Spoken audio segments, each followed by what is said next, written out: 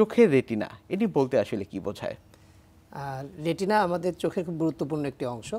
তো আমাদের চোখটা আসলে একটি গোলাকার অক্ষিগোলক আমরা বলি।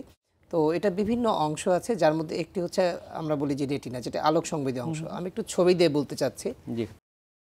যেমন এখানে এই গোলাকার আইবলের একটা ক্রস সেকশন দেখানো হয়েছে। তো এই ক্রস সেকশনের মাধ্যমে বিভিন্ন অংশগুলো এখানে আছে, যেমন সামনে চোখের মণি, তারপরে লেন্স, এরপরে ভিট্রিয়াস ক্যাভিটি, এবং ভিতরে জায়গাটা দেখছি পিঙ্ক রেডিশ কালার, পুরো জায়গাটাই যেটা গোলাকারভাবেই থাকে, আমরা বলি রেটিনা বা চোখের পর্দা। জাস্ট সামনের কিছু অংশ বাদে পুরো জায়গাটা এটা কাভার করে।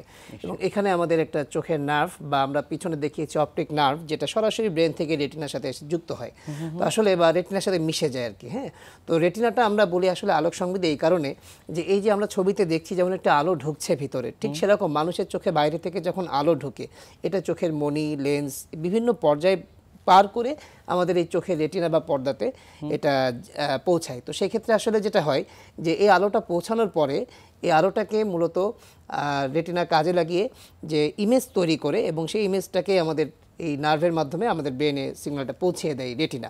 তো যার কারণে আমরা এটাকে বলি আলোক সংবেদী অংশ, এবং চোখের গুরুত্বপূর্ণ খুব একটি জায়গা। আরেকটি বিষয় আপনার কাছ থেকে জানবো, সেটি হচ্ছে রেটিনাল ডিটাচমেন্ট। এটি বলতে আসলে কি বোঝায়? জি, আসলে রেটিনাল ডিটাচমেন্ট আমরা এটাকে বাংলায় বলি যে রেটিনা ছিঁড়ে যাওয়া, বা অনেকে আমরা বলি চোখের পর্দা ছিঁড়ে যাওয়া। অ্যাকচুয়ালি চোখে যে অসুবিধাগুলো আমরা সবসময় দেখি, যেগুলো সামনাসামনি দেখে মানুষ বুঝতে পারে এইটা সেটা না, এটা মূলত চোখের ভিতরে একটা অংশ। তো সেক্ষেত্রে এটা যখন ছিঁড়ে যায়, বা রেটিনাল ডিটাচমেন্ট বা রেটিনা ছিঁড়ে যাওয়া, চোখের পর্দা ছিঁড়ে যাওয়া, তো এটা ছিঁড়ে গেলে তখন দেখা যায়, যেটা বলছিলাম, যেটা আলোক সংবেদী অংশ হিসেবে কাজ করে, তখন সেই আলোক সংবেদী অংশ হিসেবে এটা আর কাজ করতে পারে না। এবং তখন দেখা যায় আমরা যে ছবিটা যে আমরা সবাই দেখতে পাচ্ছি, আমাদের চোখের রেটিনা ভালো থাকলে আমরা এটা দেখতে পারি, কিন্তু যখন রেটিনাটা ছিঁড়ে আসবে তখন এই ছবিটা আর তৈরি করার সুযোগ নাই।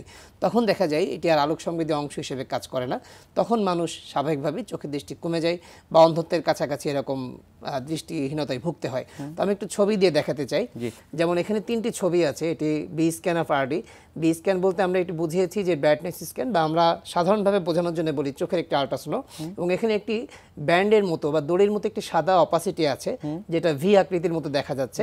তো এটা আসলে রেটিনাটা ছিঁড়ে আসার কারণে এখানে একটা অপাসিটি তৈরি হয়েছে। তো আমরা এটাকে বলি যে রেটিনাল ডিটাচমেন্টের একটা বি স্ক্যান। আর এটা পাশে দেওয়া হয়েছে কালার ফান্ডাস ফটোগ্রাফি বা সিএফপি বলি আমরা। তো এখানেও দেখা যাচ্ছে যে এটা মূলত রেটিনার একটা ছবি তৈরি করে কালার ফান্ডাস ফটোগ্রাফিটা।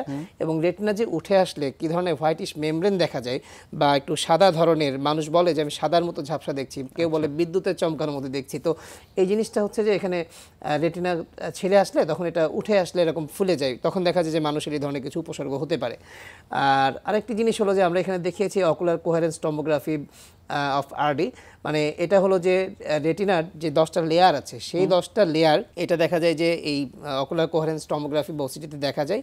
এবং এখানে যে কারণে এই পরীক্ষাটা আমি দেখিয়েছি, সেটা হলো যে রেটিনার এই 10টা লেয়ারের মধ্যে যখন ভিতরের 9টা লেয়ারই বাইরের লেয়ার থেকে আলাদা হয়ে যায়, তখন দেখা যায় আমরা এটাকে বলি রেটিনাল ডিটাচমেন্ট।